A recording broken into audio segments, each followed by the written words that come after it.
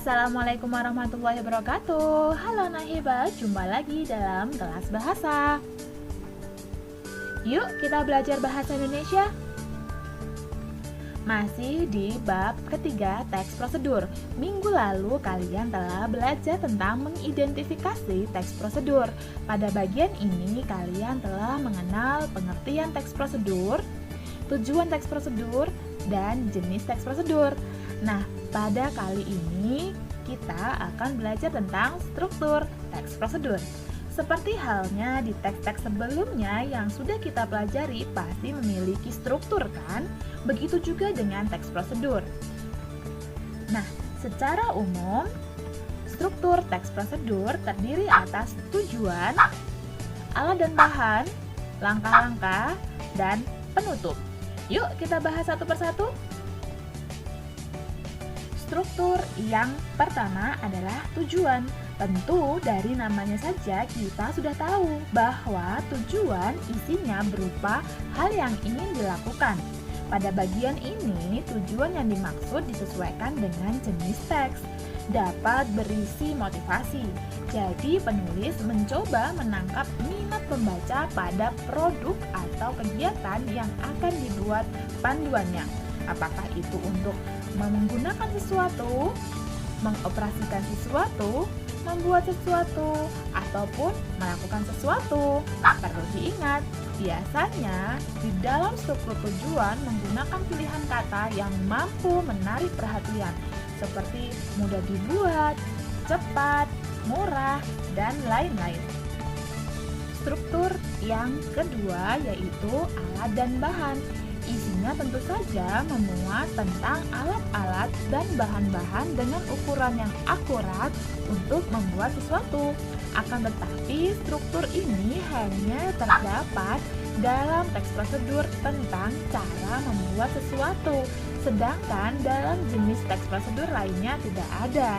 Jadi diingat ya, yang ada alat dan bahannya yaitu hanya untuk cara membuat sesuatu. Contoh ukuran yang akurat adalah seperti 1 kg, 1 sendok, 300 gram. Jadi ukuran akurat ini tidak boleh lebih ataupun tidak boleh kurang, harus sesuai dengan yang sudah ditentukan. Struktur yang ketiga yaitu langkah-langkah.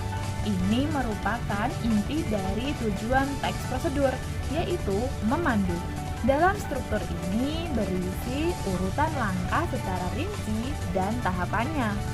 Tentu hal tersebut dimaksudkan untuk membuat sesuatu perbuatan menjadi runtut sehingga dapat memenuhi tujuan dari teks prosedur. Dalam penyajian langkah-langkah teks prosedur biasanya dapat disajikan dalam bentuk penomoran, uraian paragraf, atau menggunakan kata pertama, kedua, dan seterusnya. Selain dalam bentuk penyajian, kita juga bisa dengan mudah mengenali langkah-langkah pada teks prosedur, yaitu banyak menggunakan kalimat perintah, kalimat saran, kalimat larangan.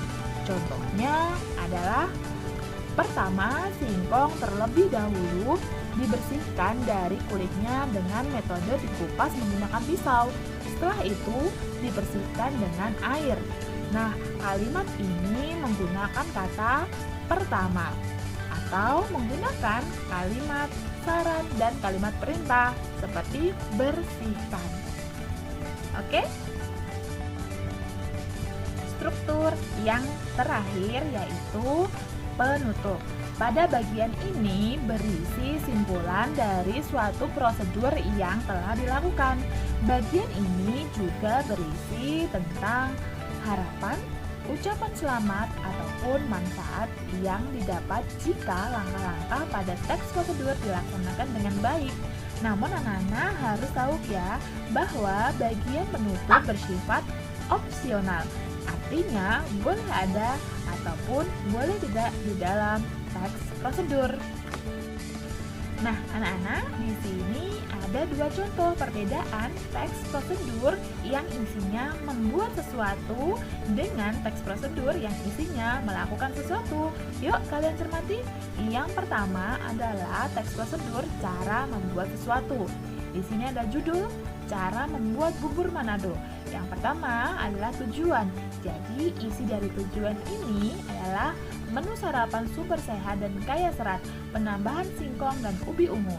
Selain untuk memperkaya warna dan gizinya, juga membuat tekstur bubur beras merah ini lebih pulen.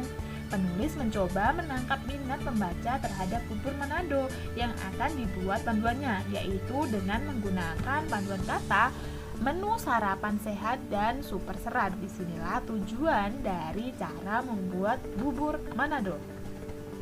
Selanjutnya, yang kedua ada bahan dan alat, karena di sini tadi merupakan contoh teks prosedur yang isinya adalah membuat sesuatu kan. Jadi harus ada bahan dan alat, ada ukuran akurat ya, seperti 400 gram, 2 batang, 1 ikat, 1 buah, 1500 ml.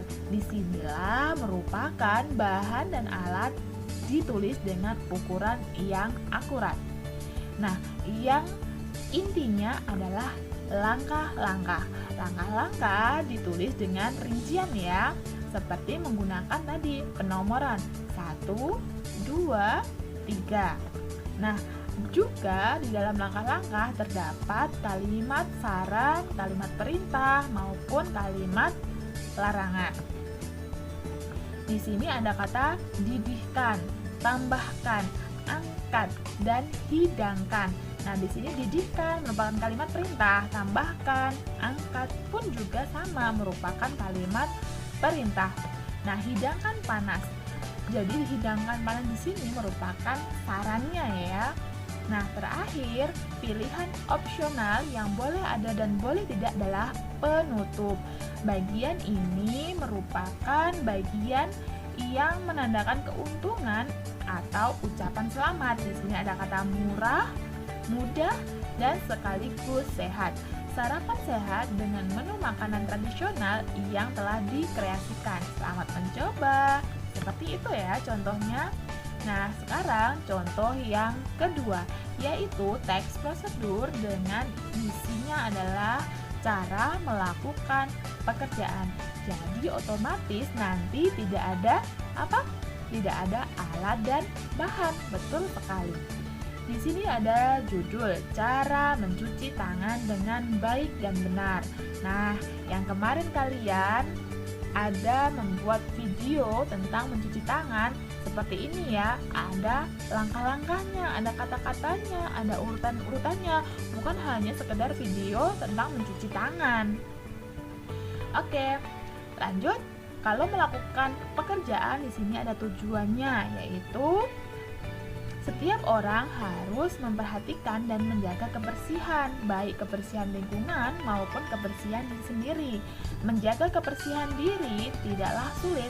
Kita bisa melakukannya dengan kegiatan sederhana seperti mencuci tangan. Perlu diketahui bahwa penyebaran virus penyakit pertama kali bisa berasal dari tangan kita sendiri yang tanpa sadar telah memegang sesuatu yang kotor. Nah, di sini pengantar umumnya sebagai penanda apa yang akan dibuat atau yang dilakukan dan motivasinya dalam mencuci tangan. Nah, setelah tujuan melakukan sesuatu, pasti ada langsung ke langkah-langkahnya, berisi urutan-urutannya ya. Ada 1 sampai ini kelihatannya sampai 7 ya, tapi masih banyak itu di bawahnya. Nah, di sini juga ada kata kalimat perintah, ada kalimat larangan, dan kalimat saran. Seperti kata basahilah, gosoklah, terus dan selanjutnya ya di sini ya pun juga ada kalimat sarannya. Oke? Nah, dari kesimpulan tadi adalah struktur teks prosedur yang wajib ada dalam teks prosedur adalah tujuan atau langkah-langkah. Selanjutnya ada opsional teks prosedur, yaitu ada penutup. Lalu yang membedakan isinya adalah membuat sesuatu itu berisi tujuan, alat dan bahan, langkah-langkah, dan penutup. Sedangkan melakukan atau mengoperasikan sesuatu berisi tujuan, langkah-langkah, penutup. Ya, di sini yang membedakan adalah alat dan bahan. Nah, anak-anak, setelah kalian menyimak dan memahami materi dalam video ini, cobalah kalian mengerjakan soal yang berkaitan dengan materi dalam video ini. Oke, terima kasih. Sampai jumpa dalam pembelajaran video selanjutnya. Wassalamualaikum warahmatullahi wabarakatuh.